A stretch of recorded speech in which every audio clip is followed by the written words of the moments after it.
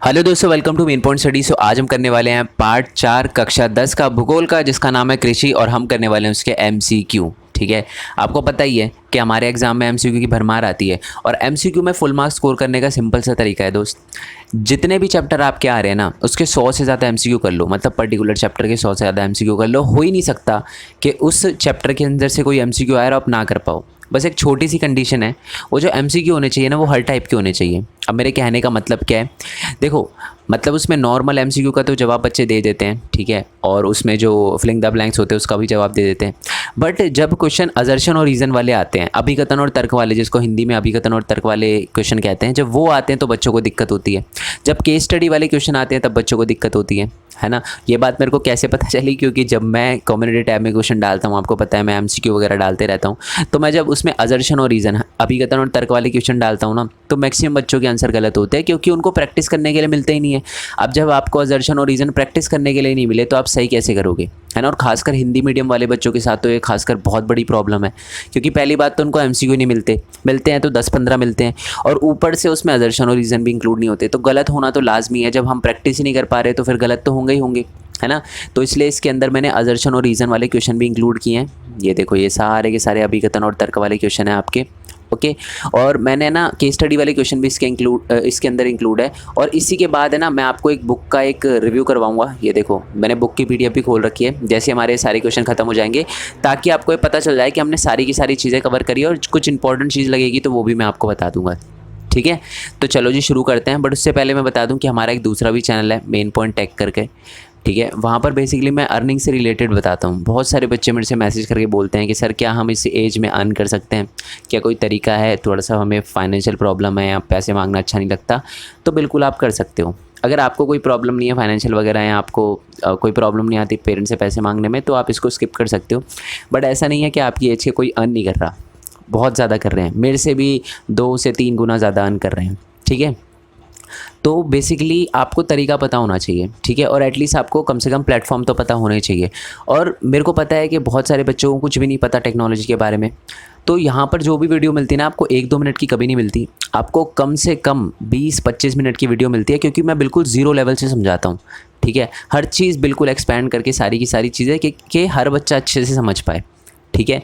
मैं कुछ वीडियो दिखा देता हूँ, जैसे कि ये एक वीडियो है, how I earn 9,000 rupees in 1 our from Zomato IPO.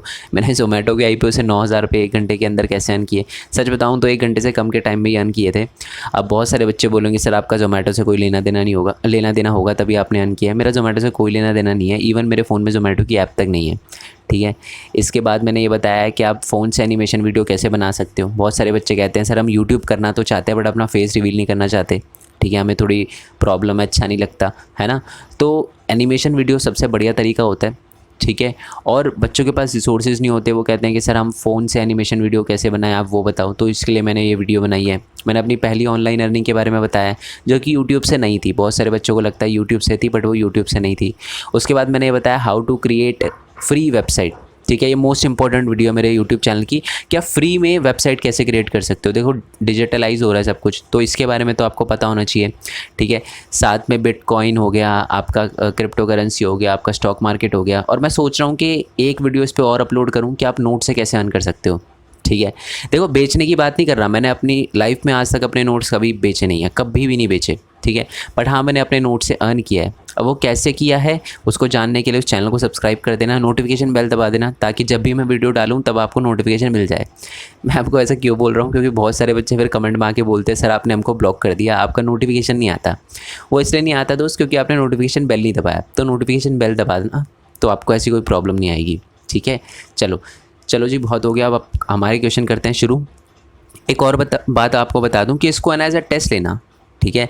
मेरे कहने का मतलब, मैं क्वेश्चन बोलूँगा तो खुद आंसर करने की ट्राई करना, ताकि बेसिकली मेन मोटिव तो यही ना कि आपको पता चले कि आपको कितना आता है कितना नहीं आता, ठीक है। और एंड में अपने मार्क्स बताना कि सर मेरे इतने मार्क्स आए हैं टोटल में से, ठीक है।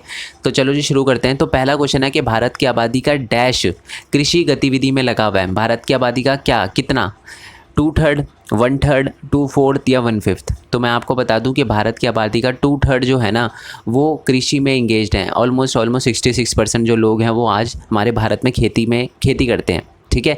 चलो जी, नेक्स्ट क्वेश्चन पे आते हैं। हमारा नेक्स्ट क्वेश्चन है, कृषि एक डैश क्रिया है। क्या क्रिया है?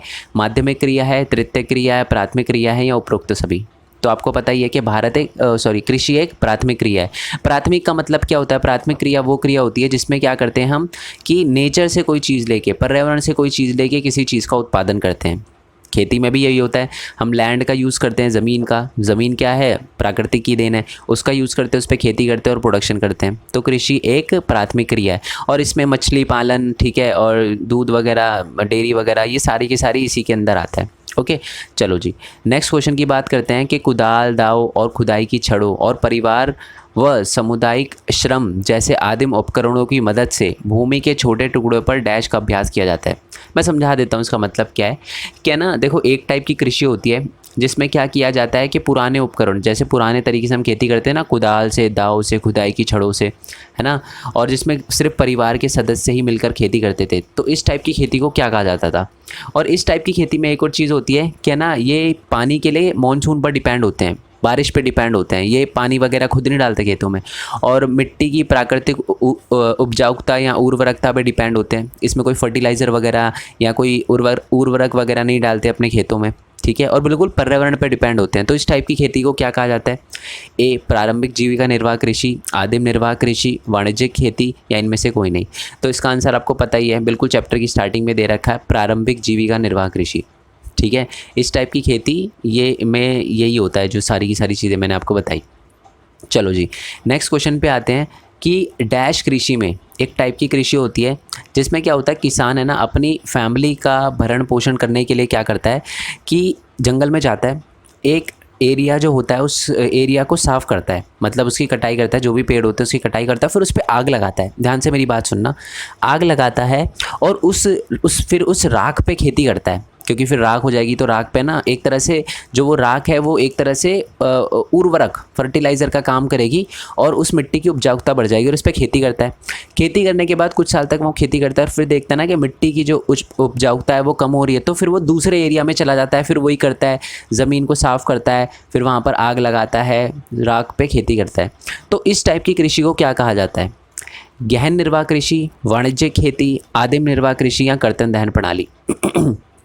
उनको थोड़ा सा फीवर हो रहा है, ठीक है, थोड़ा सा नहीं, थोड़ा सा ज़्यादा फीवर हो रहा है, तो अब बट मैं कोशिश करूँगा कि इससे आपको कोई प्रॉब्लम ना हो, ठीक है।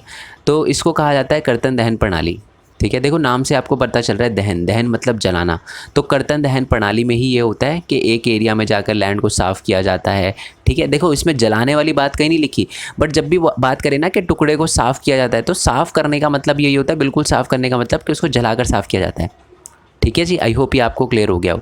अब है ना, मैं आपको बता दूं, कर्तन दहन प्रणाली को भारत के अलग अलग राज्यों में अलग अलग नाम से जाना जाता है, तो उससे रिलेटेड क्वेश्चन है ना। तो ये इंपॉर्टेंट चीज़ें मैं आपको बता दूं, पूछा जाता है एग्ज़ाम में बहुत बार, और अब तो खासकर ज़्यादा पूछा जाएगा। तो क्वेश्चन है हमारा नेक्स्ट कि असम, मेघालय, मिज़ोरम, नागालैंड जैसे जो उत्तर पूर्वी राज्यों में कर्तन दहन प्रणाली को डैश के रूप में भी जाना जाता है। किसके रूप में जाना जाता है, किस नाम से जाना जाता है? दीपा, झूमिंग, वाणिज्य खेती या आदिम निर्वाह कृषि। तो मैं आपको बता दूं कि हमारे असम में, मेघालय में, मिज़ोरम और नागालैंड जैसे उत्तर पूर्वी, पूरे उत्तर पूर्वी की बात नहीं हो रही, ये आपको तब समझ आएगा जब हम नीचे वाले क्वेश्चन की बात करेंगे, नेक्स्ट क्वेश्चन की बात करेंगे। बट ये जो 4 राज्य दे रखे हैं ना, इनमें क्या कहा जाता है, कर्तन दहन प्रणाली को झूमिंग के नाम से जाना जाता है। ये बात आप याद रखना। अगर नॉर्मली आपसे पूछ लिया जाए कि भारत के उत्तर पूर्वी राज्यों में जो कर्तन दहन प्रणाली है उसको किस नाम से जाना जाता है, तब भी आपको झूमिंग ही लिखना है, क्योंकि ज़्यादातर राज्य में झूमिंग ही कहा जाता है, ठीक है। बट अब देखो नेक्स्ट क्वेश्चन देखो, कर्तन दहन प्रणाली को मणिपुर में डैश के रूप में जाना जाता है। अब मणिपुर भी तो हमारे नॉर्थ ईस्ट का पार्ट है, मणिपुर भी तो नॉर्थ ईस्ट का राज्य है, यानी उत्तर पूर्व का राज्य है, बट मणिपुर में कर्तन दहन प्रणाली को किस नाम से जाना जाता है? पामलू नाम से जाना जाता है। ये बात आप याद रखना, सिर्फ मणिपुर में, ठीक है, पामलू नाम से जाना जाता है, ओके। बट अगर सीधा मैं आपको बोलूं कि उत्तर पूर्वी राज्य पूछा जाए तो आपको फिर झूमिंग ही लिखना है, ठीक है जी। आई होप बहुत अच्छे से ये डाउट आपको अच्छे से क्लियर हो गया हो। चलो नेक्स्ट क्वेश्चन पे आते हैं कि छत्तीसगढ़ के बस्तर ज़िले में, जो हमारा छत्तीसगढ़ हो गया या अपना अंडमान निकोबार वाला जो द्वीप समूह हो गया, उसमें स्लैश एंड बर्न, देखो हिंदी में स्लैश एंड बर्न को कर्तन दहन प्रणाली कहा जाता है, ठीक है, तो कंफ्यूज नहीं होना, तो मैंने सिर्फ इंग्लिश में लिख दिया है। तो कर्तन दहन प्रणाली को छत्तीसगढ़ के बस्तर ज़िले में अंडमान निकोबार द्वीप समूह में किस नाम से जाना जाता है? पामलू, दीपा, झूमिंग या इनमें से कोई नहीं। देखो एक बात तो आपको बहुत अच्छे से क्लियर हो गई होगी कि पामलू तो नहीं कहा जाता, क्योंकि ये तो मणिपुर में कहा जाता है। झूमिंग ये भी नहीं कहा जाता, ये अपने नॉर्थ ईस्ट वाले मैक्सिमम स्टेट में कहा जाता है। इनमें से कोई नहीं, नहीं, इसका आंसर है जी दीपा। ठीक है, बेसिकली हमारे छत्तीसगढ़ वाला जो इलाका है उसमें कर्तन दहन प्रणाली को दीपा नाम से जाना जाता है। अंडमान निकोबार वाला द्वीप समूह भी इसी के अंदर आता है। ठीक है, मतलब इसमें भी दीपा ही कहा जाता है। ओके, अब ये ठीक है, देखो मैं चाहता इसको ना और भी मैं आपको बता दूं कि हमारा जो कर्तन दहन प्रणाली है ना उसको और भी राज्यों में अलग अलग नाम से जाना जाता है। ठीक है, बट मैं आपके लिए कोई प्रॉब्लम क्रिएट नहीं करना चाहता। बेसिकली मैं चाहता इससे 30-40 MCQ और बना सकता था, बट मेन मोटिव ये है कि आपको चीज़ें समझ आए। तो देखो मैं आपको बुक की PDF से एक चीज़ दिखाता हूँ। ये देखो, ये कर्तन दहन प्रणाली को अलग अलग देशों में किस किस नाम से जाना जाता है ये आप याद कर लेना। मैं इससे MCQ भी बना सकता था, बट आपको अच्छे से चीज़ें क्लियर हो जाए वो ज़्यादा इंपॉर्टेंट है। ठीक है, तो देखो हमारा मैक्सिको के अंदर और मध्य अमेरिका के अंदर मिल्पा कहा जाता है। वेनेजुएला के अंदर इसको कॉनू को कहा जाता है। ब्राज़ील के अंदर इसे रोका कहा जाता है। मध्य अफ्रीका के अंदर इसे मसौले कहा जाता है। इंडोनेशिया में इसे लदांग कहा जाता है और वियतनाम में इसे रे कहा जाता है। ये बात याद रखना। ओके, और जो हमारी प्रारंभिक जीविका निर्वाह कृषि थी ना, है ना, उस प्रारंभिक जीविका निर्वाह कृषि को भी भारत में अलग अलग नाम से जाना जाता है। तो ये सारे के सारे नाम हैं। मैं आपको बता दूं कि हमारी जो कर्तन दहन प्रणाली थी ना वो भी एक तरह की प्रारंभिक जीविका निर्वाह कृषि है। प्रारंभिक जीविका निर्वाह कृषि का मतलब क्या होता है? जहां पर हम पुराने तरीके से खेती करें। तो जो हमारा स्लैश एंड बर्न एग्रीकल्चर है, कर्तन दहन प्रणाली वाला है, उसमें भी तो हम पुराने तरीके से खेती कर रहे हैं। मतलब बारिश पे डिपेंड है, कोई उसमें उर्वरक वगैरह नहीं डाल रहे, है ना, और मिट्टी की जो नेचुरल फर्टिलिटी है उस पर डिपेंड हो रहे हैं। तो याद रखना, जो प्रारंभिक जीविका निर्वाह कृषि है उसी का पार्ट है हमारा कर्तन दहन प्रणाली। आई होप ये बात आपको बहुत अच्छे से क्लियर हो गई हो। तो अगर आपसे पूछा जाए कि हमारे प्रारंभ जो कर्तन दहन प्रणाली है उसको किस और नाम से जाना जाता है, और ऑप्शन में लिखा हो प्रारंभिक जीविका निर्वाह कृषि और हमारा ये गहन कृषि, गहन जीविका कृषि, वाणिज्य कृषि, इनमें से कोई नहीं, तो आपको यही लिखना है कि प्रारंभिक जीविका निर्वाह कृषि का ही पार्ट है हमारा कर्तन दहन प्रणाली। आई होप ये बात आपको बहुत अच्छे से क्लियर हो गई है, तो याद कर लेना है बहुत अच्छे से। ओके, चलो नेक्स्ट क्वेश्चन की बात करते हैं कि डैश खेती में उच्च जनसंख्या दबाव वाले क्षेत्रों में की जाती है। मतलब ये एक टाइप की खेती होती है, ये वहाँ कर जाती है जहाँ पर पॉपुलेशन ज़्यादा है। अब इसका क्या मतलब है, ऐसा क्यों किया जाता है? क्योंकि जहाँ पर ज़्यादा पॉपुलेशन होती है ना, ऑब्वियस सी बात है, वहाँ पर हमें ज़्यादा श्रम भी मिल जाता है, ज़्यादा लोग भी मिल जाते हैं काम करने के लिए, और सस्ते में काम करने के लिए रेडी हो जाते हैं वो। क्यों जी, वो सस्ते में काम करने के लिए रेडी क्यों हो जाते हैं? क्योंकि बहुत सारे लोग होते हैं। ठीक है, तो जब बहुत सारे लोग होते हैं तो सबको जॉब चाहिए, तो बोलते हैं कि हम 15 रुपये में काम करेंगे, कोई बोलता है हम 14 रुपये में, 13 रुपये में, 10 रुपये में, 5 रुपये में, ऐसे ऐसे वाला सिस्टम चलता है। ठीक है, तो इसलिए ये उच्च जनसंख्या दबाव वाले क्षेत्र में टाइप की खेती करी जाती है। ठीक है, और इसके अंदर, इस टाइप की खेती के अंदर उच्च उत्पादन प्राप्त करने के लिए जैव रासायनिक यानी हमारा फर्टिलाइज़र वगैरह का भी यूज़ वगैरह किया जाता है। तो इस टाइप की खेती को क्या कहा जाता है? गहन जीविका खेती कहा जाता है, वाणिज्य खेती कहा जाता है, हमारा आदिम निर्वाह कृषि कहा जाता है, या अपना स्लैश एंड बर्न का मतलब आपको पता ही है ना, कर्तन दहन प्रणाली, वो कहा जाता है। तो मैं आपको बता दूं, ऐसे टाइप की खेती जो उस एरिया में करी जाती है जहाँ पर बहुत ज़्यादा पॉपुलेशन हो, तो उसको हम गहन जीविका कृषि या गहन जीविका खेती कहते हैं। ओके, आई होप ये बात आपको बहुत अच्छे से क्लियर हो गई हो।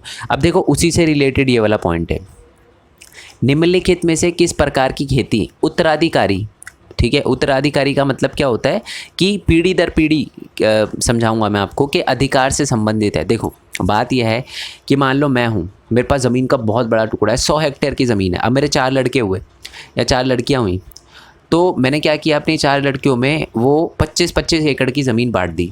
अब लैंड छोटा हो गया, फिर एक लड़की के फिर 2 बच्चे होते हैं, फिर वो 25 का आधा आधा हो जाएगा। तो अब देखो इससे क्या होता है कि बेसिकली ये जो हमारी अब वही बात हो गई ना कि पॉपुलेशन बढ़ी। जब ऑब्वियसली बात है, मेरे इलाके में जो है मेरा लैंड जो था, जब कम पॉपुलेशन थी, मतलब मेरी फैमिली नहीं थी, तो मेरे पास बहुत बड़ा लैंड था।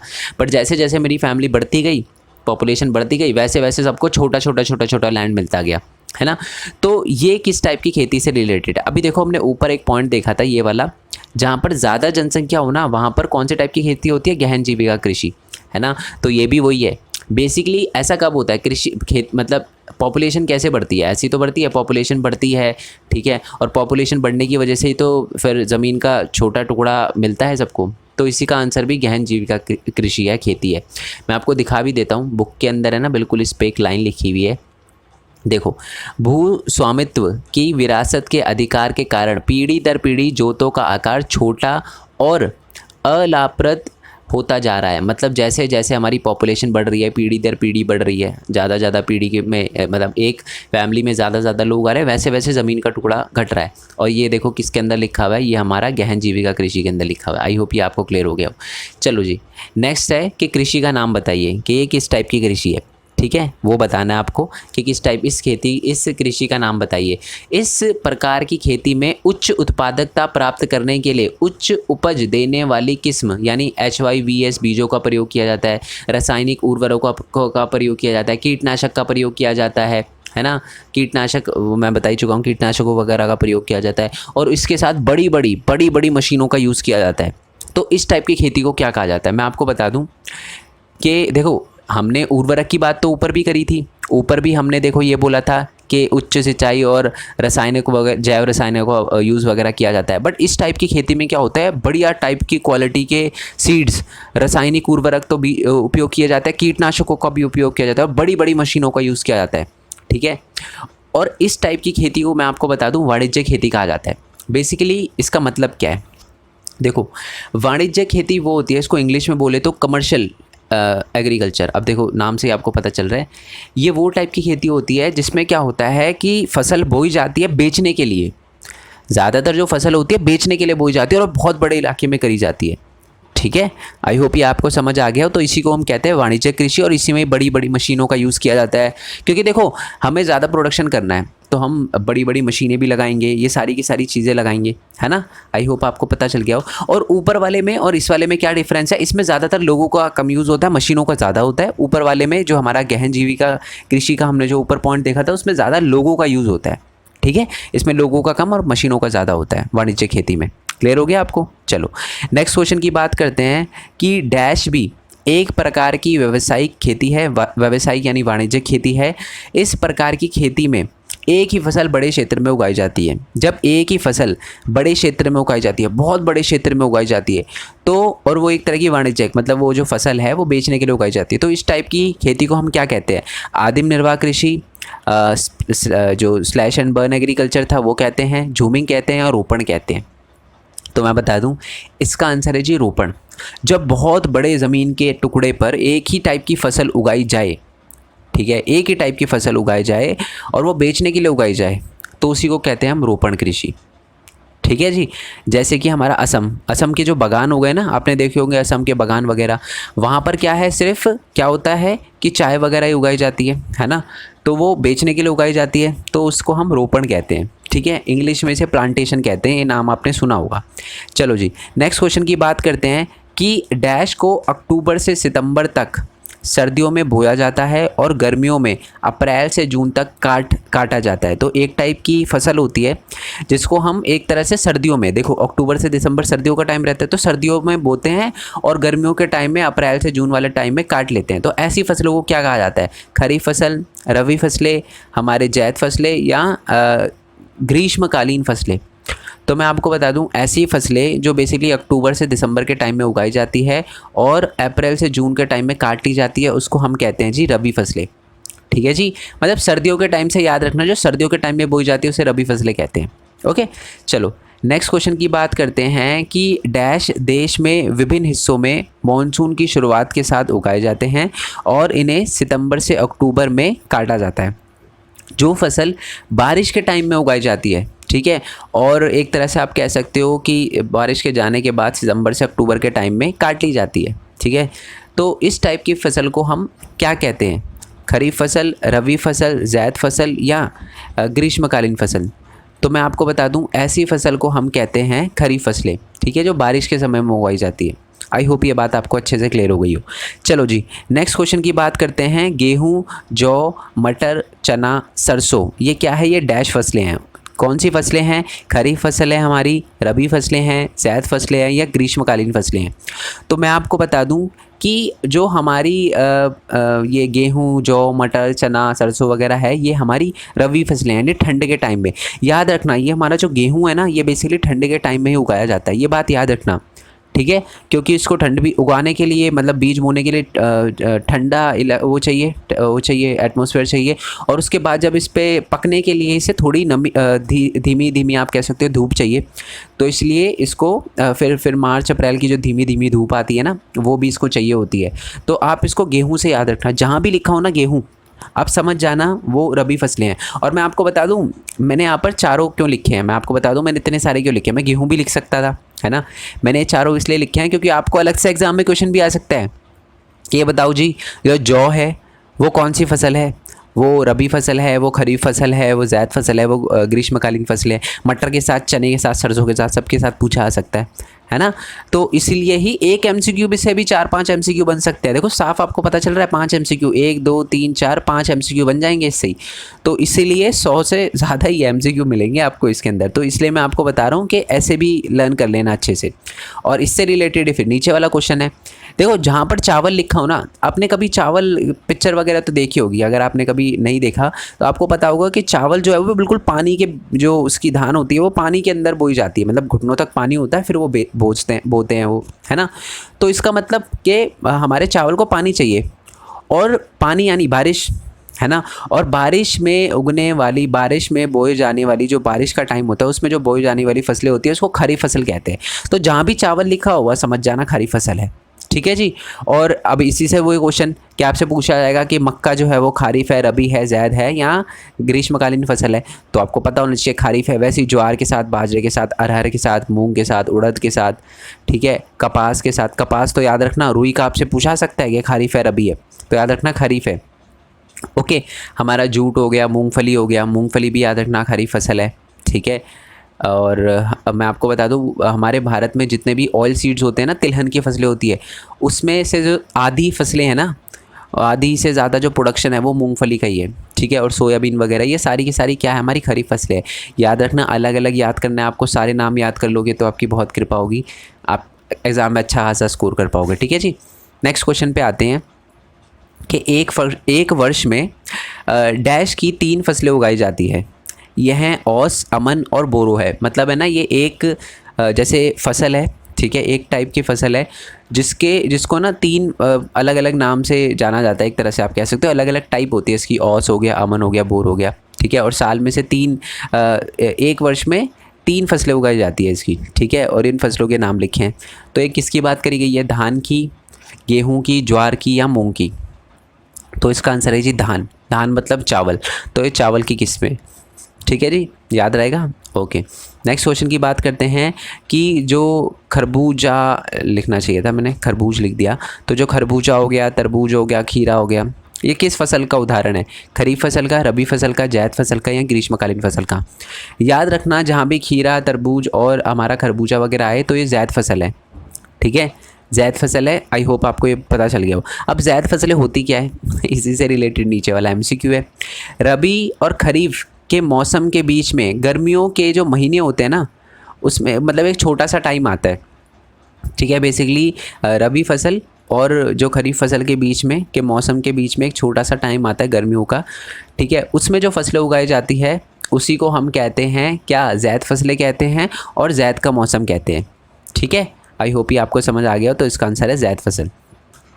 चलो जी, नेक्स्ट क्वेश्चन पे आते हैं कि डैश भारत में अधिकांश लोगों की मुख्य खाद्य फसल है। मतलब ज़्यादातर लोग भारत में इसी का सेवन करते हैं। किसका सेवन करते हैं, चावल का, तरबूज का, मक्के का, जौ का।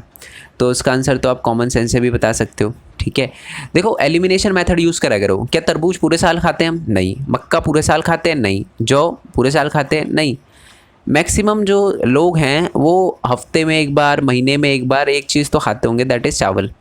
कुछ नहीं खाते होंगे तो फिर वो एक्सेप्शन है, तो मैं कुछ नहीं कह सकता, पर ज़्यादातर लोग चावल खाते हैं, ठीक है। ये हमारी मुख्य खाद्य फसलें हैं। अगर आप साउथ इंडिया में चले जाओ तो आपको मतलब चावल तो पक्का मिलेंगे ही मिलेंगे, ठीक है। और नॉर्थ इंडिया में भी चावल खाया जाता है, ठीक है। बट एक तरह से कह सकते हो कि ज़्यादातर चपाती वगैरह खाई जाती है, मतलब गेहूँ वगैरह खाया जाता है ना। चलो नेक्स्ट क्वेश्चन की बात करते हैं कि चावल का सबसे बड़ा उत्पादक देश कौन सा है। मतलब पूरी दुनिया में सबसे ज़्यादा चावल किस देश में उगाया जाता है? भारत में, चीन में, पाकिस्तान में, बांग्लादेश में। तो इसका आंसर है चीन। अच्छा, इससे एक और बात मैं आपको बता दूं कि मैक्सिमम है ना, मैक्सिमम चीज़ों का सबसे बड़ा जो उत्पादक है वो हमारा चीन ही है। ठीक है, मैक्सिमम मतलब सारी नहीं, ठीक है, चाहे वो अभी पता चल जाएगा आपको।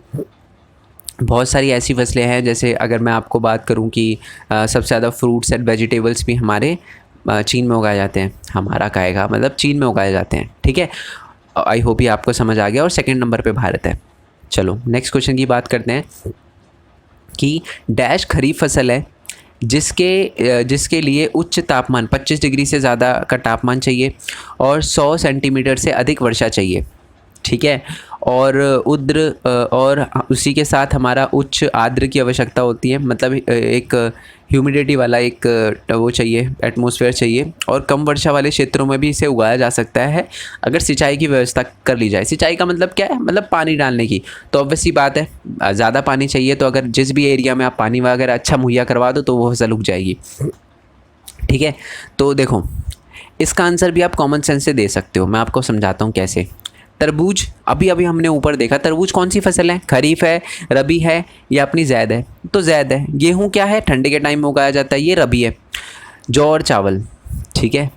चलो मैंने अभी अभी आपको बताया था कि चावल को बहुत ज़्यादा पानी चाहिए होता है। तो आप अगर इसमें एलिमिनेशन मेथड भी यूज़ करोगे तो चावल एक खरीफ फसल ही है और इसको पानी भी बहुत अच्छा खासा चाहिए। तो इसका आंसर है चावल। ठीक है, चलो नेक्स्ट क्वेश्चन की बात करते हैं। इसमें ना बहुत सारे एमसीक्यू आपके गलत भी होंगे अगर आपने चैप्टर अच्छे से नहीं समझा। मैं आपको बता दूं कि मैं चैप्टर पहले अपलोड कर चुका हूँ विद नोट्स, एक एक लाइन एक एक चीज़ बहुत अच्छे से समझाई है, हैंड रिटन नोट्स के साथ। तो उसका लिंक मैं आपको नीचे डिस्क्रिप्शन में दे दूँगा। सारे चैप्टर मैं अपलोड किए हैं, सिर्फ ये नहीं, सारे चैप्टर अपलोड किए, उन सबका लिंक आपको नीचे डिस्क्रिप्शन में दे दूँगा। इसी के साथ मैं बाकी भी एमसीक्यू मैं आपको बता दूं, सिर्फ यही चैप्टर नहीं है, बहुत सारे चैप्टर के मैं एमसीक्यू अपलोड कर चुका हूं हिंदी मीडियम में। उन सब का लिंक आपको नीचे डिस्क्रिप्शन में मिल जाएगा। इतिहास के हो गए, हमारे सामाजिक विज्ञान के हो गए, हमारे अर्थशास्त्र के हो गए और ये भूगोल के हो गए। ठीक है, चलो नेक्स्ट क्वेश्चन पे आते हैं हम। तो हमारा ये हो गया था ना गेहूँ, इसका आंसर, अच्छा हाँ चलो ये मैंने मार्क कर रखा है पहले से आपके लिए। मैं आपको बता दूं कि भारत में दूसरी सबसे महत्वपूर्ण जो अनाज की फसल है ना वो है गेहूं। सबसे ज़्यादा आपको पता है ये चावल है, उसके बाद गेहूं है, उसके बाद फिर एक और आता है ज्वार। ठीक है, वो आपको पता चलेगा, नेक्स्ट देखेंगे हम। बट इस क्वेश्चन की बात करते हैं कि ज्वार, बाजरा, रागी भारत में उगाई जाने वाली प्रमुख फसलें हैं। ठीक है, प्रमुख बाजरा है या आप कह सकते हो कि प्रमुख फसल है। ठीक है, इसको हम फसल कर देते हैं कि प्रमुख फसल है, मैं आपको बता दूं। और हालांकि इन्हें डैश के रूप से भी जाना जाता है। मतलब जो हमारी ज्वार है, बाजरा है, रागी है, उसको डैश के नाम से भी जाना जाता है। ठीक है, पहले एक काम करते हैं, इसको हम फसल कर लेते हैं। ठीक है, के बाद में आपको प्रॉब्लम ना आए। जस्ट अ सेकेंड, थोड़ा हम नीचे आ गए, जस्ट अ सेकेंड। साथ साथ सही करना थोड़ा सा ज़्यादा सही रहेगा क्योंकि बाद में फिर मेरे को एमसीक्यू आपको देने भी हैं, है ना। आपको पता चल जाएगा मैं कहाँ दूंगा, कैसे दूंगा। ठीक है, कौन ये रहा, ये वाला क्वेश्चन था ना हमारा, तो इसको हम फसल कर लेते हैं। हाँ जी, देखो ऐसे मैंने हर एक वर्ड टाइप करके लिखा है समझ रहे हो। तो आप अगर कहीं देखो ना यार कि किसी ने कॉपी कर रखे हैं या एमसीक्यू, तो प्लीज़ लेट मी नो, क्योंकि यार बहुत मेहनत लगती है, एक एक वर्ड खुद टाइप करा हुआ है, सारी की सारी चीज़ें आपके लिए कर रहा हूँ तो इसलिए। ओके, तो इन्हें ना देखो, जब भी आपको ज्वार, बाजरा और रागी की बात करी जाए तो भारत में उगाई जाने वाली प्रमुख फसलें तो है ही हैं। और मैं आपको बता दूं कि इन्हें डैश के नाम से जाना जाता है। किसके नाम से जाना जाता है? मोटे अनाज के, दाल के नाम से, जौ के नाम से, चावल के नाम से। तो जो हमारी ये फसलें होती हैं ना, इनको मोटे अनाज के नाम से जाना जाता है, याद रखना। और इनमें पोषण बहुत ज़्यादा होता है। मैं आपको बता दूं, जो इनका पोषण मूल्य होता है ना, न्यूट्रिशियस वैल्यू जो होती है इनकी बहुत ज़्यादा होती है, बहुत ज़्यादा न्यूट्रिशन होता है इसमें। आपको पता है बाजरे की रोटी बहुत ज़्यादा, कुछ जो लोग खाते हैं तो बहुत मोटी होती है, पतली रोटी बनाना बाजरे की इम्पॉसिबल है। ठीक है, बहुत मोटी रोटी बनती है और माना जाता है कि बहुत ही ज़्यादा ये एक पोषक मूल्य इसमें बहुत ज़्यादा है। ठीक है, चलो नेक्स्ट क्वेश्चन की बात करते हैं कि डैश क्षेत्रफल और उत्पादन की दृष्टि में तीसरी सबसे महत्वपूर्ण खाद्य फसल है। मतलब फर्स्ट नंबर पे चावल, दूसरे नंबर पे गेहूँ, तीसरे नंबर पे ये फसल है, ठीक है। और ये वर्षा पर आधारित फसलें हैं जो ज़्यादातर नम क्षेत्रों में उगाई जाती है। मतलब इसको बारिश तो चाहिए बट ये ज़्यादातर जो नम इलाके होते हैं ना उसमें उगाई जाती है, जिन्हें शायद सिंचाई की आवश्यकता होती है। मतलब उस इलाके में देखो अभी अभी हमने बात करी बारिश चाहिए उसको, है ना, मतलब बहुत अच्छी खासी बारिश चाहिए, पानी चाहिए, ठीक है। अगर पानी बारिश से नहीं आ रहा क्योंकि ये नम वाले इलाके में उग रहा है तो इसको सिंचाई से पानी की आवश्यकता पड़ती है। और ये ज़्यादातर महाराष्ट्र में, कर्नाटक में, आंध्र प्रदेश और मध्य प्रदेश में उगाई जाती है, ठीक है। तो इस फसल का क्या नाम है? देखो आप यहीं से समझ जाना कि जो भारत में तीसरी सबसे महत्वपूर्ण फसल है ना वो कौन सी है।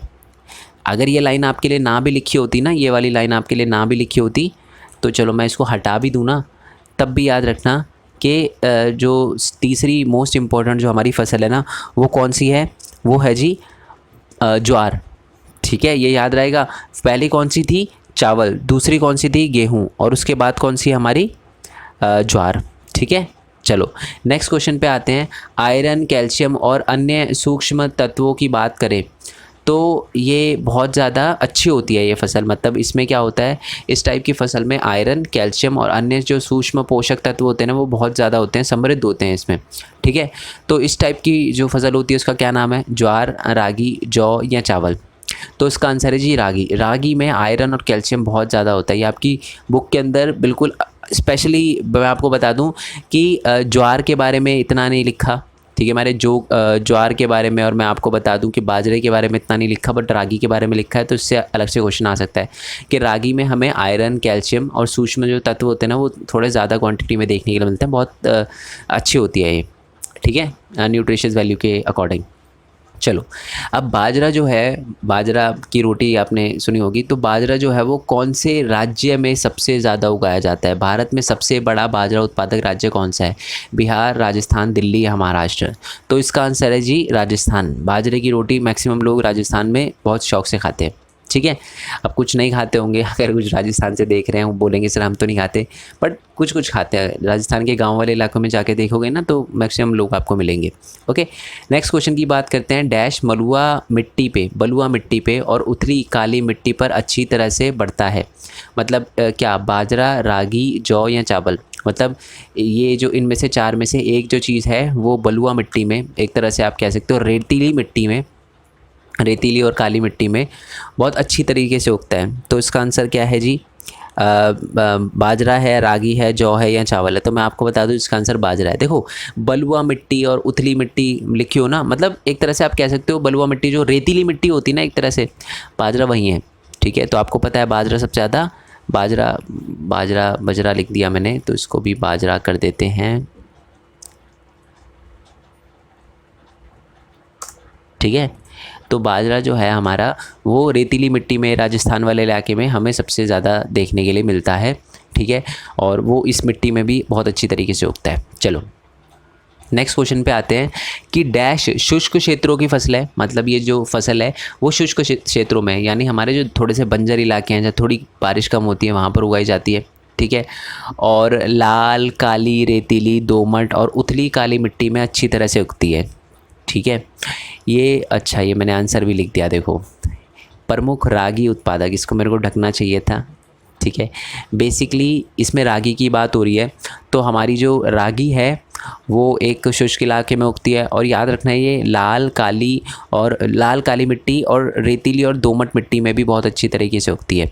और प्रमुख जो हमारे रागी के राज्य हैं वो कर्नाटका, तमिलनाडु, हिमाचल प्रदेश, उत्तराखंड, सिक्किम, झारखंड, अरुणाचल प्रदेश है, ठीक है।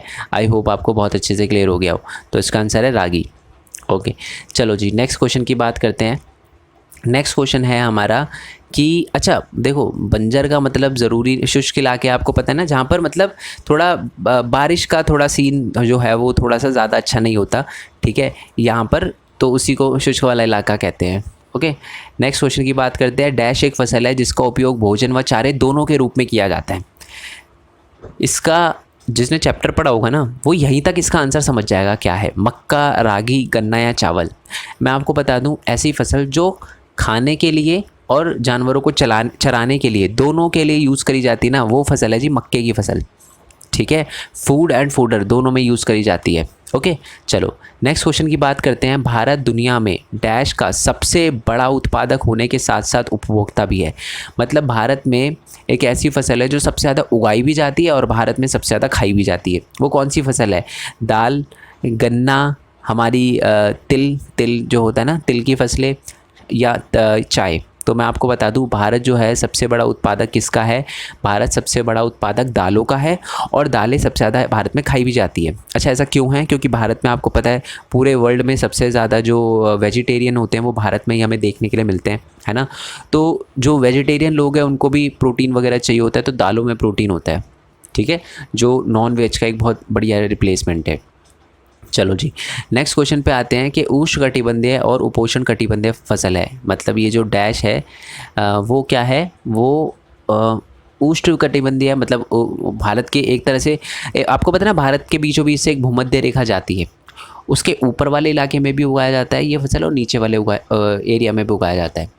और मैं आपको बता दूं कि ये 21 से 27 डिग्री सेल्सियस का इसको टेम्परेचर चाहिए, 75 जो सेंटीमीटर तक की इसको बारिश चाहिए, ठीक है। और मैं आपको बता दूं कि इसको 75 सेंटीमीटर, हाँ बिल्कुल 75 से लेकर और 100 सेंटीमीटर तक की इसको बारिश वगैरह चाहिए।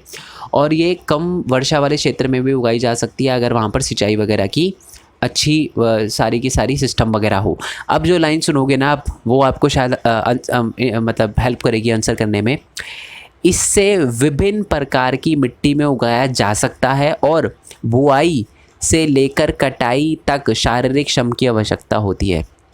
डैश एक ऐसी फसल है जिसको बोने से लेकर उसको काटने तक हमें लोगों की आवश्यकता होती है और हम ज़्यादा मशीनों का उपयोग नहीं कर सकते। तो ये कौन सी फसल है? दाल, गन्ना, हमारा तिल के बीज वगैरह वाली फसल, या चाय? तो मैं आपको बता दूं इसका आंसर है जी गन्ना, ठीक है। पहली बात तो आप समझ जाना, 21 से 27 डिग्री सेल्सियस का जो टेम्परेचर वगैरह चाहिए इसे, ओके। और 100 सेंटीमीटर तक की बारिश वगैरह चाहिए, 75 से लेकर 100 सेंटीमीटर तक की चाहिए इसे बारिश। और एक कम वर्षा वाले क्षेत्रों में भी उगाई जा सकती है जहाँ पर अच्छी तरीके से सिंचाई वगैरह की जाती हो। और इसकी सबसे इम्पॉर्टेंट जो मैंने आपको बताई थी वो यही है पॉइंट कि ये कटाई से लेकर बुआई से लेकर कटाई तक सारा में सब में शारीरिक श्रम की आवश्यकता होती है ज़्यादा, ठीक है। तो इसका आंसर है जी गन्ना, ओके। चलो जी, नेक्स्ट क्वेश्चन पे आते हैं। हमारा नेक्स्ट क्वेश्चन है कि डैश एक दलहनी फसल है। दलहनी को कहते हैं लेग्यूमिनियस क्रॉप कहते हैं, इंग्लिश में भी आपसे पूछा जा सकता है, मतलब इंग्लिश को हिंदी में लिख देंगे कि डैश एक लेग्यूमिनियस फसल है। तो वो कौन सी है? नाम से आपको पता चल रहा है, इसमें तो दलहनी लिख दिया मैंने, लेग्यूमिनस का मतलब ही दलहनी होता है। तो बीज वाली फसलें होती है, तो गन्ने में बीज नहीं होते, तिल के बीज वाली भी फसल दलहनी फसलें नहीं है, ठीक है। चाय हो गया, तो ये भी नहीं है। इसका आंसर बेसिकली दालें हैं, ठीक है जी। आई होप आपको ये बहुत अच्छे से क्लियर हो गया हो। नेक्स्ट क्वेश्चन की बात करते हैं। नेक्स्ट क्वेश्चन है हमारा, विश्व में गन्ने का सबसे बड़ा उत्पादक कौन सा है? मतलब विश्व में सबसे ज़्यादा जो गन्ना है वो किस राज्य में उगाया जाता है? अपने भारत में उगाया जाता है, ब्राज़ील में उगाया जाता है, बांग्लादेश में उगाया जाता है, इसमें से कोई नहीं। तो मैं आपको बता दूं कि पूरी दुनिया में सबसे ज़्यादा जो गन्ना है वो हमारे ब्राज़ील में उगाया जाता है। उसके बाद सेकंड नंबर पे भारत में उगाया जाता है। ये बात आपको याद रखनी है, ओके। और अगर मैं आपसे ये पूछूं कि भारत के अंदर जो गन्ना है वो किस राज्य में उगाया जाता है सबसे ज़्यादा? यूपी में, बिहार में, पंजाब में, या जम्मू कश्मीर में? तो इसका आंसर है जी यूपी। मतलब मतलब भारत में जो सबसे ज़्यादा जो हमारे गन्ना है वो हमारा यूपी में उगाया जाता है। आपको पता ही है कि अब बहुत ज़्यादा लोग जो हैं वहाँ पर, जो हमारे किसान हैं, वो बहुत आवाज़ उठाते रहते हैं कि गन्ने की फसल हम बिक नहीं रही, हमें ज़्यादा MSP वगैरह चाहिए। अगर MSP आपको पता है तो नीचे MSP की फुल फॉर्म बताना, है ना, पता होना चाहिए। 9th में आपने पढ़ा था, 10th में भी पढ़ा होगा, ठीक है। तो ये MSP वगैरह के लिए डिमांड वगैरह करते रहते हैं। ज़्यादातर वो यूपी के फार्मर होते हैं क्योंकि गन्ना वहीं पर सबसे ज़्यादा उगाया जाता है, ओके। तो इसका आंसर है यूपी। नेक्स्ट क्वेश्चन की बात करते हैं कि विश्व में मूंगफली का सबसे बड़ा उत्पादक, मतलब पूरे विश्व में मूंगफली जो है वो किस देश में सबसे ज़्यादा उगाई जाती है? भारत में, चीन में, पाकिस्तान में, बांग्लादेश में? तो इसका आंसर है चीन। मैंने आपको बोला था मैक्सिमम जो चीज़ें हैं उसका सबसे बड़ा उत्पादक आपको चीन मिलेगा क्योंकि एरिया भी चीन का बड़ा है, ठीक है। तो इसका आंसर है चीन, ओके, चलो नेक्स्ट क्वेश्चन की बात करते हैं कि डैश एक खरीफ फसल है और देश में उत्पादित प्रमुख तिलहन फसलों का लगभग आधा हिस्सा है। मैंने आपको बोला था, मैंने आपको ऊपर भी इसका आंसर बताया था कि डैश एक तिलहन फसल है जो भारत के अंदर आधी जो तिलहन फसलें हैं ना, उसमें से मतलब जितना भी तिलहन फसलों में से प्रोडक्शन होता है उसका आधा तो सिर्फ ये एक अकेली फसल है। कौन सी? मूंगफली, सरसों, तिल या अरंडी का तेल या अरंडी का बीज। तो इसका आंसर है जी मूंगफली। तो जो हमारी मूंगफली है ना, जितनी भी हमारी तिलहन फसलें का प्रोडक्शन होता है उसका आधा सिर्फ मूंगफली से होता है। ओके, चलो नेक्स्ट क्वेश्चन की बात करते हैं कि भारत में मूंगफली का सबसे बड़ा उत्पादक, मतलब भारत में मूंगफली सबसे ज़्यादा कौन से राज्य में उगाई जाती है? दिल्ली में, गुजरात में, पंजाब में या जम्मू कश्मीर में? तो इसका आंसर है जी अपना गुजरात। गुजरात में उगाई जाती है। यहाँ 2021 लिखा है, बट मैं आपको बता दूं कि आपकी बुक का जो डेटा है वो मतलब ये चेंज नहीं हुआ है। आज भी गुजरात में उगाई जाती है और आज भी गन्ना जो है वो सबसे ज़्यादा हमारे यूपी में उगाया जाता है। तो ये डेटा चेंज नहीं हुआ है, तो इसको लेकर आपको टेंशन लेने की ज़रूरत नहीं है। ठीक है, चलो नेक्स्ट है कि भारत में चाय का सबसे बड़ा उत्पादक 2021 बुक में भी सेम ही मिलेगा, 2017 का डेटा मिलेगा आपको बुक के अंदर, तो वो भी सेम ही है, कंफ्यूज नहीं होना। मैं आपको बता दूं कि आज अगर हम बात करें या जो आपकी बुक के अकॉर्डिंग भी, चाय जो है वो किस राज्य में सबसे ज़्यादा उगाई जाती है? बहुत कॉमन सा सिंपल सा आंसर होगा, देखो इसका आप इसको एलिमिनेशन मेथड से भी कर सकते हो, दिल्ली, गुजरात, बिहार या असम। ठीक है, तो इसका आंसर है असम, क्योंकि आपको पता है असम के अंदर बड़े बड़े वो बागान होते हैं। ठीक है, और जो बड़े बड़े बागान होते हैं उस पर कौन सी मतलब बागान, आपको पता है रोपण कृषि की बात हमने करी गई थी, तो रोपण कृषि जो है उसमें ज़्यादातर हमें जो चाय की फसल है वही देखने के लिए मिलती है। तो सबसे ज़्यादा जो चाय की फसल है वो किस राज्य में उगाई जाती है? असम में। ठीक है, और सबसे बड़ा उत्पादक भी चाय का यही है। ओके जी, नेक्स्ट क्वेश्चन की बात करते हैं कि डैश का पौधा, ठीक है पौधा लिखा हुआ है याद रखना, तो जब पौधा लिखा हुआ है तो गन्ना तो होगा नहीं, पौधे का तो कोई सीन नहीं है। ठीक है, तो चलो फिर भी हम एक बार इसको रीड करते हैं कि डैश का पौधा उष्णकटिबंधीय और उपोष्ण कटिबंधीय जलवायु दोनों में अच्छी तरीके से विकसित होता है। जो गहरी और उपजाऊ अच्छी तरह से, जो गहरी और उपजाऊ मिट्टी होती है ना उसमें अच्छी तरह से सूखी मिट्टी में जिसमें ह्यूमस और कार्बनिक पदार्थ से भरपूर होता है, मतलब ये ऐसी मिट्टी में उगता है जहाँ पर आप कह सकते हो कि ह्यूमस वगैरह और कार्बनिक पदार्थ बहुत ज़्यादा होते हैं। ठीक है, और जो डैश की फसल होती है ना उसकी जो झाड़ियाँ होती है को पूरे वर्ष गर्म और नम और ठंड मुक्त जलवायु की आवश्यकता होती है, नहीं तो उस पर ना एक ओस नहीं चाहिए होती इसे, मैं आपको बताऊं तो। ठीक है, साल भर समान रूप से वितरित बार बार बछौरे कोमल पत्तियों पर निरंतर वृद्धि सुनिश्चित करती है। ये मैंने चलो लिख ही दिया इसका आंसर चाय। ठीक है, नहीं लिखना चाहिए था, सॉरी। बेसिकली ये जो चाय है हमारी, मैं आपको बता दूं सबसे पहले तो चाय का जो पौधा होता है उसमें जब चाय उगाई जाती है तो ये बेसिकली ऐसी मिट्टी में उगाई जाती है जहाँ पर ह्यूमस और कार्बनिक पदार्थ वगैरह उस मिट्टी में ज़्यादा हो और बहुत ही उपजाऊ मानी जाती है और बहुत गहरी मिट्टी होनी चाहिए वो। और इसमें ना इसे बारिश ज़्यादा नहीं चाहिए होती, मैं आपको बता दूँ, बारिश से फसल ख़राब हो सकती है। ठीक है, तो और इससे है ना समान टेम्परेचर चाहिए, ऐसा नहीं कि बारिश बिल्कुल और बहुत कड़कती धूप, ऐसा नहीं चाहिए, इसे नॉर्मल टेम्परेचर चाहिए, समान टेम्परेचर चाहिए पूरे साल। तो उस पर जो हमारी चाय की फसल है बहुत अच्छी खासी उगती है, तो इसका आंसर है चाय। ठीक है, चलो नेक्स्ट क्वेश्चन की बात करते हैं। पौधे और सब्जियों को उगाना डैश कहलाता है, क्या कहलाता है? हमारा रेशम उत्पादन, बागवानी, मछली पालन या इनमें से कोई नहीं? तो इसका आंसर है जी बागवानी। अच्छा, मैं आपको बता दूं इसको इंग्लिश में हॉर्टिकल्चर बोला जाता है, आपसे एग्जाम में ऐसे हॉर्टिकल्चर भी लिखा आ सकता है। ठीक है, रेशम के उत्पादन को कहा जाता है, जब हम रेशम का उत्पादन वगैरह करते हैं ना तो उसको हम क्या कहते हैं? उसको कहते हैं जी हम आपको पता ही है सेरीकल्चर। और जो मछली पालन होता है उसे बोलते हैं पिसीकल्चर। ये याद रहेगा आपको, आई होप याद रहे। ठीक है, चलो जी नेक्स्ट क्वेश्चन पे आते हैं। नेक्स्ट क्वेश्चन है कि शुरुआत में यमन से लाई गई डैश किस्म का उत्पादन देश में किया जाता है, मतलब एक भारत में एक ऐसी, ये कॉफ़ी की बात करी गई है। ठीक है, तो ये एक ऐसी टाइप की कॉफ़ी है यमन से जो आई थी, जो आज भारत में उगाई जाती है और जो बहुत ही मशहूर है भारत में। ठीक है, किस्म का उत्पादन देश में किया जाता है। कौन सी फसल है? अरेबिका, हमारी कैपुचिनो, एक्सप्रेसो या ब्लैक कॉफ़ी? ठीक है, तो इसका आंसर है जी अरेबिका। ठीक है, तो अरेबिका जो है वो यमन से आई थी। ठीक है, और भारत में भी आज उगाई जाती है। ओके, और नेक्स्ट क्वेश्चन हमारा है कि डैश एक भूमध्य रेखीय फसल है। भूमध्य रेखीय फसल का क्या मतलब होता है? जो भूमध्य रेखा पर, भूमध्य रेखा के आसपास उगाई जाती है। आपको पता है ना पूरी पृथ्वी होती है, ठीक है, तो पृथ्वी के बिल्कुल बीचों बीच से जो लाइन जाती है तो वो कौन सी होती है, वो भूमध्य रेखा होती है। ऊपर मैंने ना शायद कर्क रेखा का बता दिया था, कर्क रेखा से ऊपर वाला और कर्क रेखा से नीचे वाला। जो भारत के बिल्कुल बीचों बीच से जाती है दैट इज़ कर्क रेखा, ठीक है। पर जो पूरी दुनिया के बिल्कुल बीचों बीच से जाती है दैट इज़ भूमध्य रेखा, 0 डिग्री से जाती है तो जो, ठीक है। तो उसके आसपास जो फसल उगाई जाती है वो कौन सी है, दालें हैं, गन्ना है, रबड़ है या चाय है। तो इसका आंसर है रबड़। मैं आपको बताता हूँ, हमारी है ना भूमध्य रेखा जो है वो भारत के नीचे से जाती है।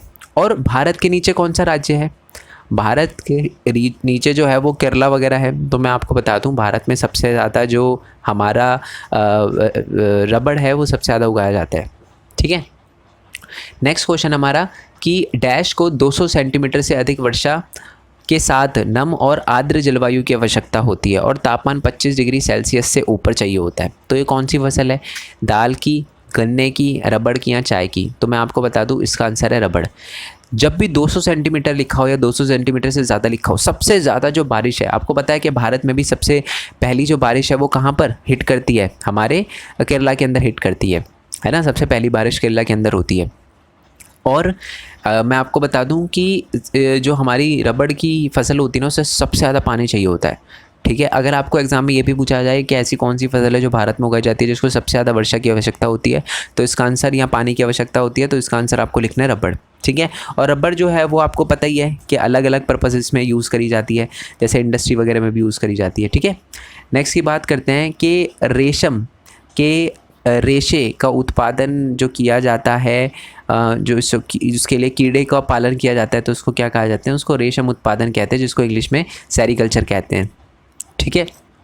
नेक्स्ट क्वेश्चन की बात करते हैं। नेक्स्ट क्वेश्चन है कि डैश को गोल्डन फाइबर के रूप से भी जाना जाता है, ठीक है, या सुनहरा रेशा भी कहा जाता है हिंदी में बोले तो किसको कहा जाता है सुनहरा रेशा, जूट, बाजरा, रागी या बाजरा। बाजरा मतलब आप कह सकते हो, इसमें गेहूँ लिख सकते थे आप। तो मैं आपको बता दूं कि जो हमारा गोल्डन फाइबर है ना, या हमारा सुनहरा रेशा है, वो किसको कहा जाता है, वो जूट को कहा जाता है। जूट जिसकी रस्सियाँ वगैरह बनती है, गोल्डन कलर का होता है ना, इसलिए इसे गोल्डन रेशा है, या आप कह सकते हो कि इसे सुनहरा रेशा बोला जाता है। ओके, चलो जी नेक्स्ट क्वेश्चन पे आते हैं। 2-3 क्वेश्चन के बाद हमारे फिर वो असर्शन और रीज़न वाले क्वेश्चन आने वाले हैं कि डैश मिट्टी कपास उगाने के लिए आदर्श है, जलोढ़ मृदा, लेटराइट मृदा, काली मृदा या हमारी शुष्क मृदा। तो मैं आपको बता दूं कि जो हमारी काली मृदा है उस पर सबसे अच्छी कपास उगती है। देखो बहुत अजीब बात है, कलर इसका काला होता है बट इस पर उगने वाली चीज़ बहुत ज़्यादा वाइट होती है ना। चलो नेक्स्ट क्वेश्चन पे आते हैं कि डैश को इसके विकास के लिए उच्च तापमान, हल्की वर्षा या सिंचाई, 210 ठंड मुक्त दिन और तेज़ धूप की आवश्यकता होती है।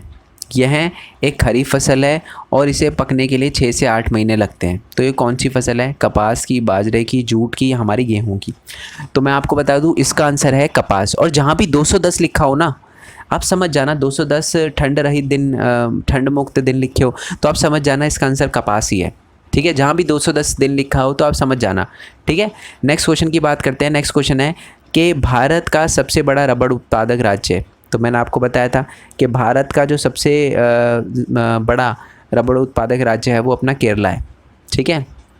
चलो नेक्स्ट क्वेश्चन की बात करते हैं कि कपास, जूट और भांग और डैश भारत में उगाई जाने वाली 4 प्रमुख रेशेदार फसलें हैं। कौन, तो वो चौथा नाम क्या है, नायलॉन, प्राकृतिक रेशम, हमारा रेयॉन या ऊन। तो इसका आंसर है जी प्राकृतिक रेशम। जो हमारी प्राकृतिक रेशम है वो उन 4 फसलों में से एक है जो हमारी प्रमुख रेशेदार फसलें हैं, ठीक है जी। चलो नेक्स्ट क्वेश्चन पे आते हैं कि विश्व में फसलों और सब्जियों का सबसे बड़ा उत्पादक जो देश है वो कौन सा है, भारत, चीन, इंडोनेशिया या अमेरिका। तो आपको पता है इसका आंसर क्या है, इसका आंसर है जी चीन। मैंने आपको पहले भी ऊपर भी बता दिया था। ओके नेक्स्ट क्वेश्चन है, ये बहुत ज़्यादा इंपॉर्टेंट क्वेश्चन है, ध्यान से सुनना कि हमारी पहली पंचवर्षीय योजना का प्रमुख फोकस था क्या था, हमारा औद्योगिक सुधार था, हमारा भूमि सुधार था, हमारा सॉफ्टवेयर सुधार था या ये सभी। तो मैं आपको बता दूं जो हमारी भारत की पहली पंचवर्षीय योजना थी ना, पहली पंचवर्षीय योजना का मतलब क्या होता है, जो 5 साल के लिए बनाई जाती है ना। तो हमारा जब पहली जो पंचवर्षीय योजना थी वो बेसिकली भूमि सुधार के लिए थी, क्योंकि हमें कृषि को थोड़ा सा अच्छा करना था उस टाइम। ओके तो इसका आंसर है बी, नेक्स्ट क्वेश्चन की बात करते हैं कि श्वेत क्रांति जिसे ऑपरेशन फ्लड कहा जाता है वो डैश से संबंधित है, किससे संबंधित है? दूध से, सेब से, चावल से या गेहूं से? तो मैं आपको बता दूं श्वेत क्रांति जिसको ऑपरेशन फ्लड भी कहा जाता है, ठीक है, वो जो है वो दूध से रिलेटेड है। ओके, अमूल जो है ना वो बेसिकली इसी की देन है, श्वेत क्रांति की ही देन है आप कह सकते हो।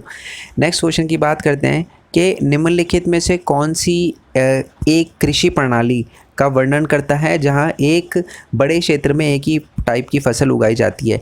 ये है ना बेसिकली 2 बार रिपीट हुआ है इसलिए क्योंकि आपके एनसीईआरटी में लिखा हुआ था क्वेश्चन, तो ये बिल्कुल एनसीईआरटी का कॉपी है।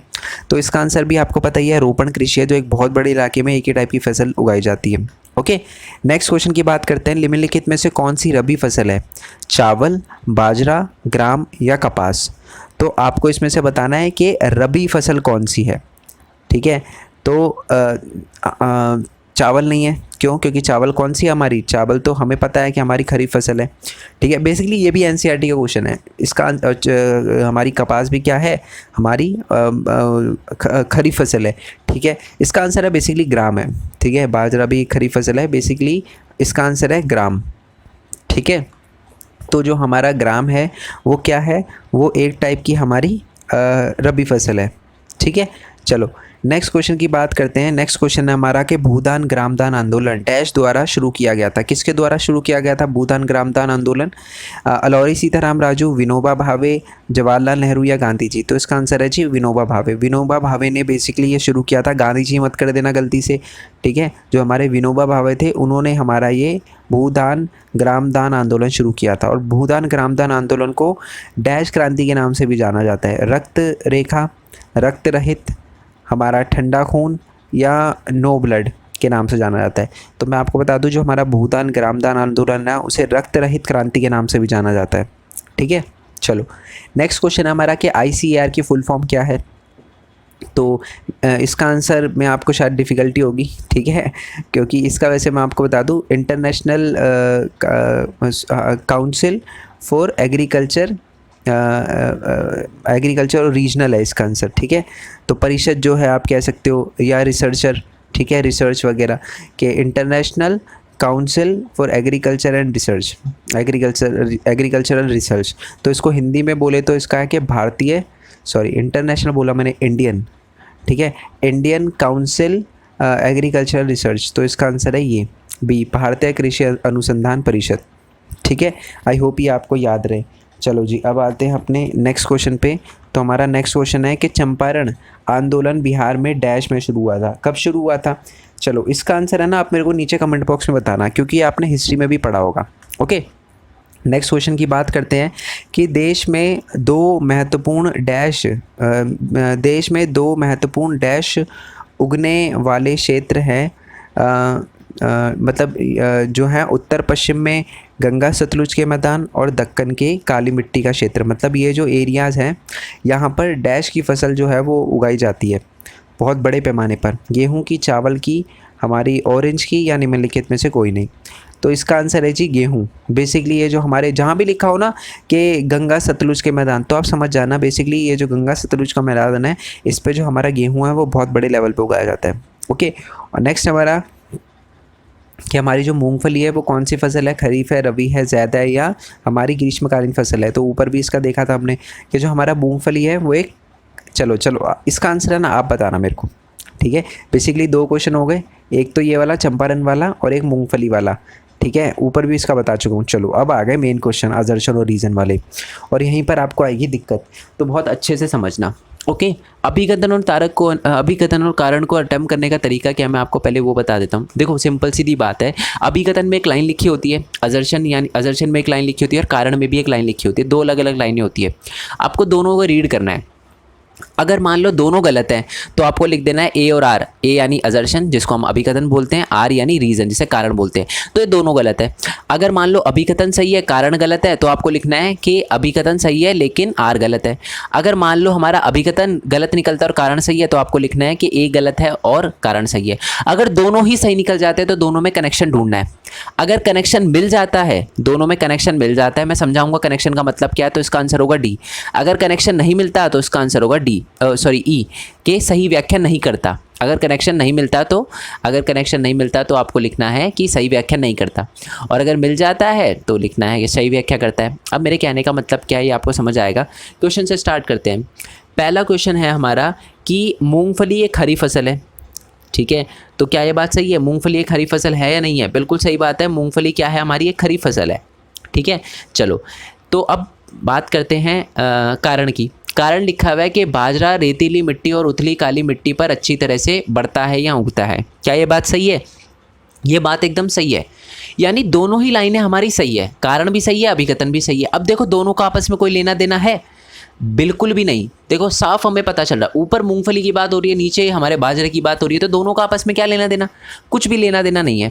तो इसका मतलब है कि हमारा आंसर है कि जो हमारा अभिकथन है और तर्क है, ए और आर दोनों ही सत्य है, लेकिन आर ए की सही व्याख्या नहीं करता, ठीक है। But the assertion is not correct, but the reason is not correct explanation of assertion, English में बोले तो, ठीक है। चलो नेक्स्ट क्वेश्चन की बात करते हैं। अभिकथन लिखा हुआ है कि चाय की खेती रोपण कृषि का एक उदाहरण है। क्या चाय की कृषि रोपण कृषि का एक उदाहरण है? बिल्कुल सही बात है, चाय जो है वो रोपण कृषि का एक उदाहरण है। क्यों? क्योंकि चाय जो है वो बहुत बड़े क्षेत्र में उगाई जाती है। ओके चलो, ये यानी अभिकथन सही है। अब कारण रीड करते हैं। कारण लिखा हुआ है चाय की फसल बड़े क्षेत्र में उगाई जाती है। क्या ये बात सही है? बिल्कुल सही बात है, चाय की फसल बड़े क्षेत्र में उगाई जाती है। हमारे असम में जो मैदान है बहुत बड़े बड़े, पहाड़ों पे भी सीढ़ीदार खेती भी हमारी चाय की करी जाती है। तो यानी अभिकथन और तर्क दोनों सही है। क्या दोनों का आपस में लेना देना है? बिल्कुल लेना देना है। जब भी आपको लेना देना चेक करना हो ना, ठीक है, कनेक्शन चेक करना हो, तो आप एक लाइन में रीड करो। देखो मैं रीड करके बताता हूँ कैसे, एक दोनों को एक लाइन में कैसे रीड करना है। चाय की खेती रोपण कृषि का एक उदाहरण है क्योंकि चाय की फसल बड़े क्षेत्र में उगाई जाती है। रोपण कृषि का मतलब ही यही होता है जो बड़े क्षेत्र में उगाई जाती है। तो हाँ, ए और आर दोनों सही है, और जो हमारा आर है वो ए की सही व्याख्या करता है। समझ आया ना आपको? बेसिकली देखो लाइनें तो दोनों सही है और दोनों का आपस में लेना देना भी है। चाय एक रोपण कृषि है क्योंकि चाय बड़े क्षेत्र में उगाई जाती है। ओके चलो नेक्स्ट क्वेश्चन पे आते हैं। हमारा नेक्स्ट क्वेश्चन है कि चावल एक स्टेपल फसल है। स्टेपल फसल आपको पता ही है कि जो ज़्यादातर भारत में जो खाई जाती है वो एक चावल है, हमारी एक खाद्यान्न फसल है, मुख्य खाद्यान्न फसल है। क्या ये बात सही है? बात सही है। हमने देखा था कि भारत में ज़्यादातर लोग जो हैं वो चावल खाते हैं, तो सबसे ज़्यादा जो है वो हमारी स्टेपल क्रॉप जो है वो चावल है, उसके बाद गेहूँ आता है, फिर हमारा ज्वार आता है। बट ये लाइन अभिकथन हमारा सही लिखा हुआ है, ठीक है। कारण पढ़ते हैं।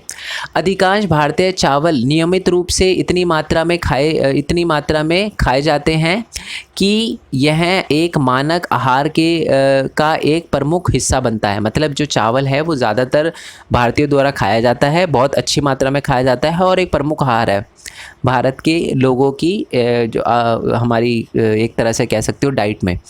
तो क्या ये बात सही है? ये बात भी एकदम सही है, जो चावल है वो ज़्यादातर भारतीयों द्वारा खाया जाता है। तो मतलब लाइनें तो दोनों सही लिखी हुई है ना? अभिकथन भी सही है और हमारा कारण भी सही है।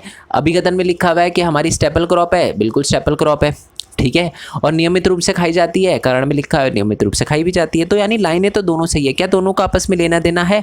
बिल्कुल लेना देना है। कैसे लेना देना है? देखो चावल जो है वो एक स्टेपल क्रॉप है। स्टेपल क्रॉप होता है जो बहुत बड़े लेवल पे उगाई जाती है और खाई जाती है।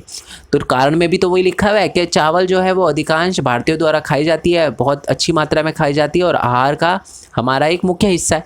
तो सही बात है, चावल एक स्टेपल फसल है क्योंकि चावल जो है वो भारतीय द्वारा नियमित रूप से खाई जाती है। तो कनेक्शन बैठ रहा है, तो इसका आंसर क्या होगा?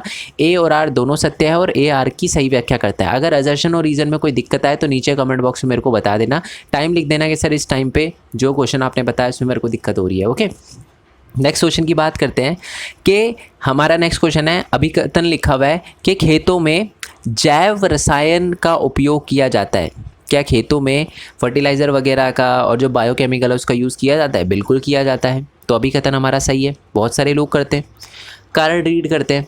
कारण में लिखा हुआ है कि फसलों को तेज़ी से उगाने के लिए जैव रसायनों का उपयोग किया जाता है। क्या ये बात सही है? ये बात भी सही है। तो मैं आपको बता दूं लाइनें दोनों ही सही है। सही बात है कि फसलों को तेज़ी से उगाने के लिए जैव रसायनों का प्रयोग किया जाता है। तो लाइनें तो दोनों सही लिखी हुई है। क्या दोनों का आपस में लेना देना है? बिल्कुल लेना देना है। कैसे? देखो खेतों में जैव रसायनों का प्रयोग किया जाता है इसलिए किया जाता है ताकि फसलों को तेज़ी से उगाया जा सके। तो दोनों सही है और दोनों का आपस में लेना देना भी है, तो इसका आंसर भी क्या होगा हमारा कि ए और आर दोनों सत्य है और ए आर की सही व्याख्या करता है। ठीक है जी, चलो जी, आई होप ये भी आपको क्लियर हो गया हो। नेक्स्ट क्वेश्चन की बात करते हैं कि जैविक खेती बहुत प्रचलन में है, यानी ऑर्गेनिक जो हमारी कृषि होती है ना, ठीक है, ऑर्गेनिक फार्मिंग जो है वो बहुत प्रचलन में है। आज ऑर्गेनिक फसलें जो है वो बहुत बड़े लेवल पे उगाई जाती है। ठीक है, बहुत ज़्यादातर लोग ऑर्गेनिक कृषि करने की कोशिश करते हैं। क्या बात सही है? बात सही है, अभिकथन सही है।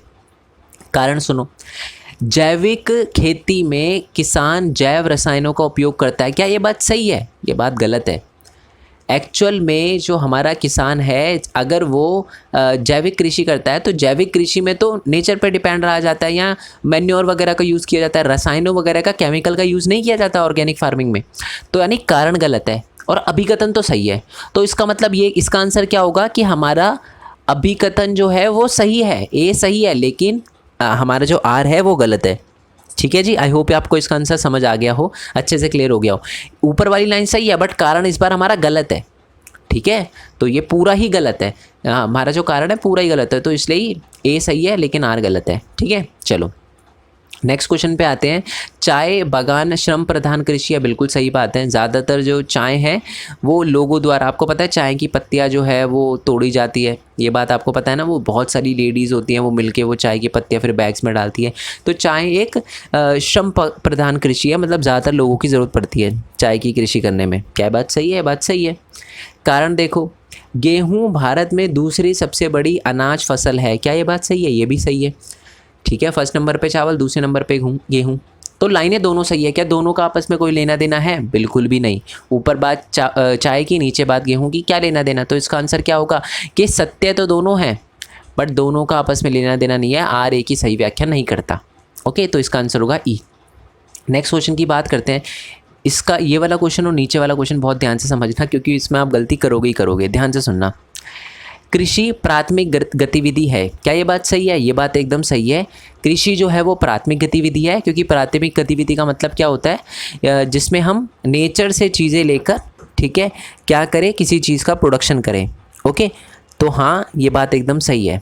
ठीक है, कि कृषि एक प्राथमिक गतिविधि है, ये बात सही है। कारण रीड करते हैं कि भारत में 2/3 जनसंख्या कृषि में लगी हुई है। क्या ये बात सही है? ये बात भी सही है। पहला क्वेश्चन इसी से रिलेटेड था हमारा। तो लाइनें दोनों सही है।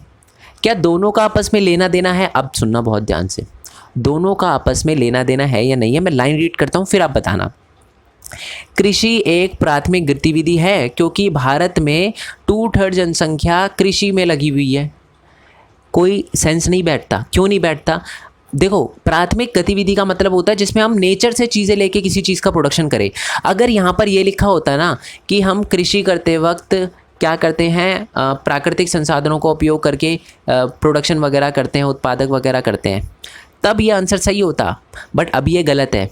कृषि प्राथमिक गतिविधि है क्योंकि, अगर हम इसका सही, अगर मैं आपको सही कारण बताता हूँ, सही कारण क्या क्या होना चाहिए था कि कृषि एक प्राथमिक गतिविधि है क्योंकि कृषि में हम क्या करते हैं, प्राकृतिक से चीज़ें लेकर चीज़ों का उत्पादन करते हैं। बट यहाँ पर तो लिखा है कि भारत में 2/3 जनसंख्या कृषि करती है। 2/3 करे, आधी करे, चौथाई करे, सारे लोग कृषि करें, उसका प्राथमिक क्रिया से कोई लेना देना नहीं है। मतलब कृषि प्राथमिक क्रिया है, बट इसका मतलब ये थोड़ी ना है कि कृषि प्राथमिक क्रिया है क्योंकि भारत में 2/3 जनसंख्या कृषि करती है। आई होप ये बात आपको समझ आई। दोबारा से समझाता हूँ, देखो बहुत इंपॉर्टेंट क्वेश्चन है ये, अगर आ गया तो दिक्कत हो जाएगी, सुन लो आप। कृषि जो है वो एक प्राथमिक क्रिया है, सही बात है। कृषि एक प्राथमिक क्रिया है क्योंकि कृषि में हम क्या करते हैं, नेचर से चीज़ें लेकर चीज़ों का प्रोडक्शन करते हैं। क्या ये बात कारण में लिखी हुई है? नहीं, कारण में तो कुछ लिखा हुआ है कि भारत में 2/3 जनसंख्या कृषि करती है। तो इसका मतलब जो सही कारण है वो तो नहीं लिखा हुआ है यहाँ पर। तो इसका मतलब है कि सही तो दोनों ही हैं, पर दोनों का आपस में कोई लेना देना नहीं है। देखो मैंने मार्क भी कर रखा है आपके लिए। ठीक है, तो इसका आंसर क्या होगा कि ए और आर दोनों ही सत्य है, लेकिन आर ए की सही व्याख्या नहीं करता।